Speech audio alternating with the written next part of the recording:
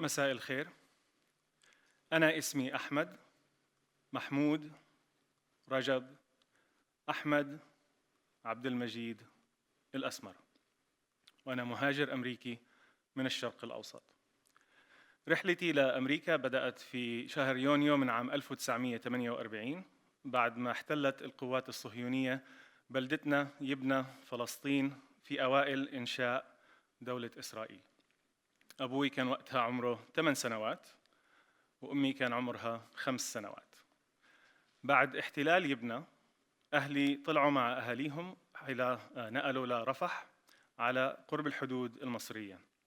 وفي رفح الحكومة المصرية أصدرت للاجئين الفلسطينيين وثيقة سفر للاجئين الفلسطينيين.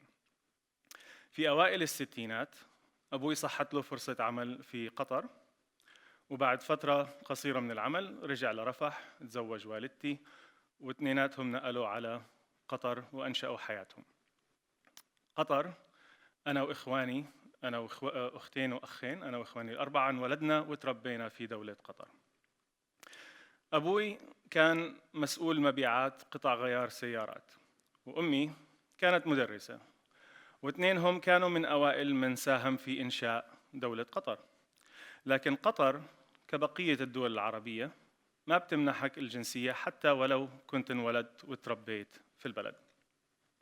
هذا يعني إنه أنا وعائلتي ما كان إلنا حقوق المواطن، كنا تحت رحمة الكفيل وفيزة عمل، كنا بكل بساطة مقيمين في دولة قطر. And that is why my parents emphasized the importance of education in general and learning the English language in particular, because education meant a way out for us. Education was simply a survival mechanism. This is Mr. Saber Jabr. He was my 5th grade English teacher. In Qatar, in public education, you learn English in 5th grade and you continue through high school. We learn the basics of the English language, basic sentence structure, and basic grammar. After graduating high school in 1996, I joined my brother in Cleveland, Ohio, who had just finished his dental education from Case Western Reserve University. A few months into that, we received a landed immigrant status in Canada. So I moved to London, Ontario, where after 3 years, I earned my bachelor's in biology and my Canadian citizenship. After living in Canada for those 3 years, and in 2000, I moved to the United States in pursuit of my Doctor of Pharmacy degree. I received that, or I earned that in 2004 from Ferris State University. After which I decided I'd like to explore the West Coast and go live, in a bigger city. So I moved to my first job in Seattle, Washington area.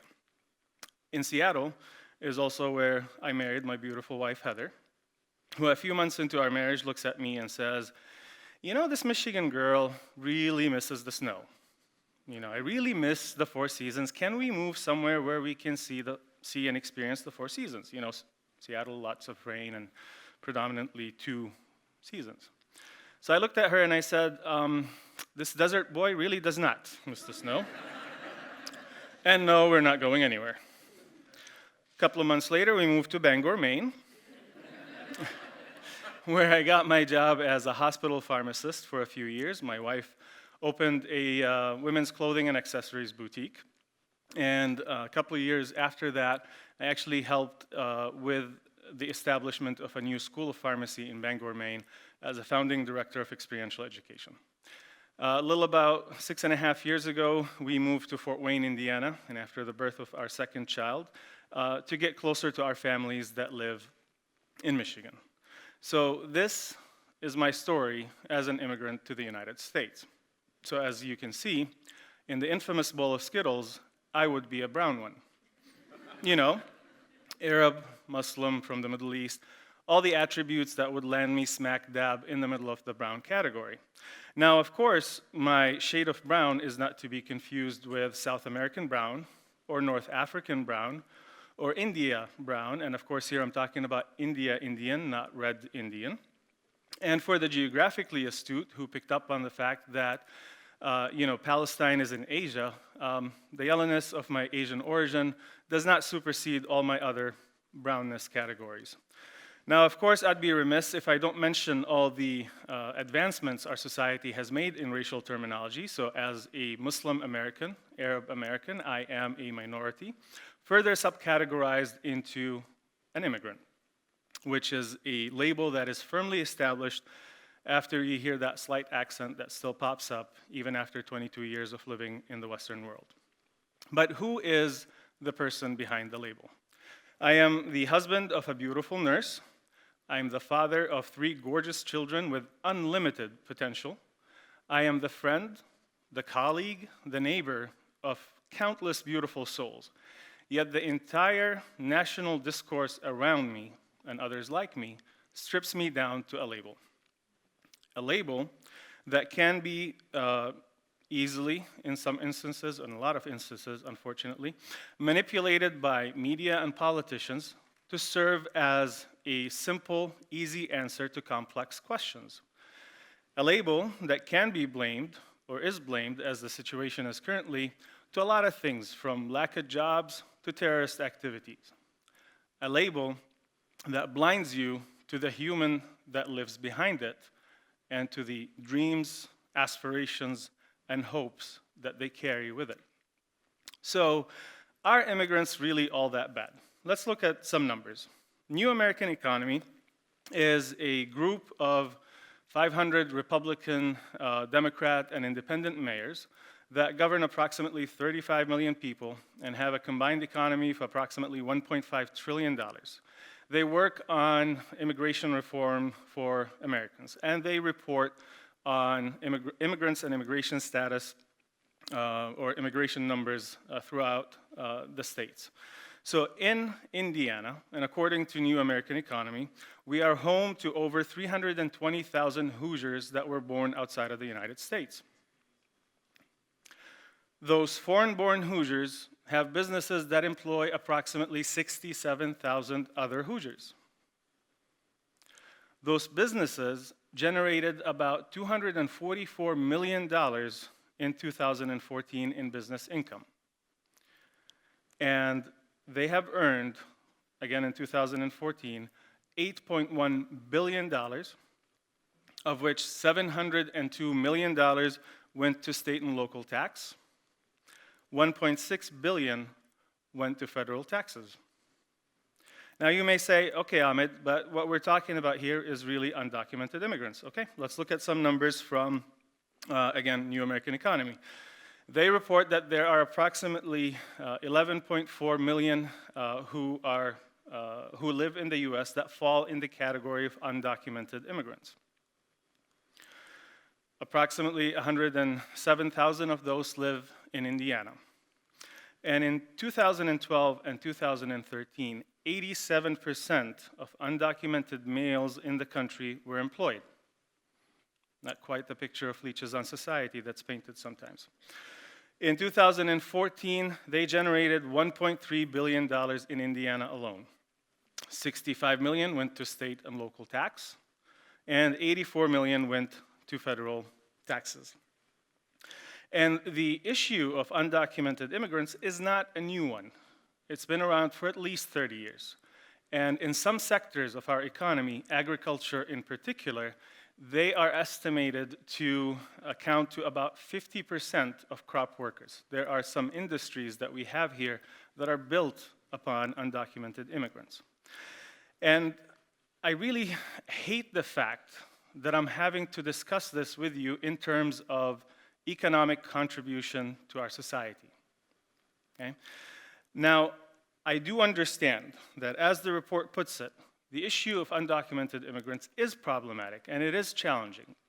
Again, as the report puts it, there are many compelling factors that this issue is challenging and problematic. One is it undermines the rule of law. It potentially creates a shadow economy that's harder to regulate.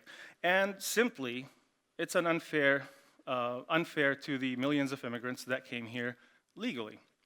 And yes, I do agree that it is problematic and challenging, but I also understand that no one leaves their home without a compelling reason. You don't leave the place where you were born and raised and have family and friends without a reason. And without any compelling reason. And those people that carry this label of undocumented immigrant carry with them a lot of hope, a lot of fear, and a lot of aspirations. And a simple deport them all is simply not the answer. So some might still argue, you know what, Ahmed, labeling and categorizing is just a human trait. We all do it. After all, science tells us that, we collect evidence from our environment, and we interpret that data and deduce action without really much conscious thought of all the steps involved. Think of walking, breathing, or even driving your car. And that's just an efficient way that we've evolved to do, to live in the environment that we live in. And, for example, when you see a snake, you automatically, within a split second, recognize it as a snake, and you either run to, or proceed to run away, or proceed to remove the snake and protect yourself and your environment, without a lot of conscious thought in all the steps that are involved in this process. But we as human beings cannot simply be reactive to a primal instinct in our dealings with one another. When we extend this kind of behavior to each other, we lose the main distinguishing factor that makes us human. We lose our ability to think, we lose our ability to choose, we lose our ability to make conscious decisions. When we extend this kind of behavior to others, and especially to those who do not look like us, again, we lose that main distinguishing factor that makes us human. I do agree that we here in America are facing an existential threat. That threat is our own biases fueled by ignorance, is our lack of understanding of one another. It is our lack of appreciation of the value of the life of the other. It is time for all of us to take a deeper look at ourselves. It is time for us to address the politics of fear-mongering and hate. It is time for us to look beyond the convenience of a label. It is time for us to look for the I behind the immigrant. My name is Ahmed Abdelmageed, and I am an immigrant. Thank you.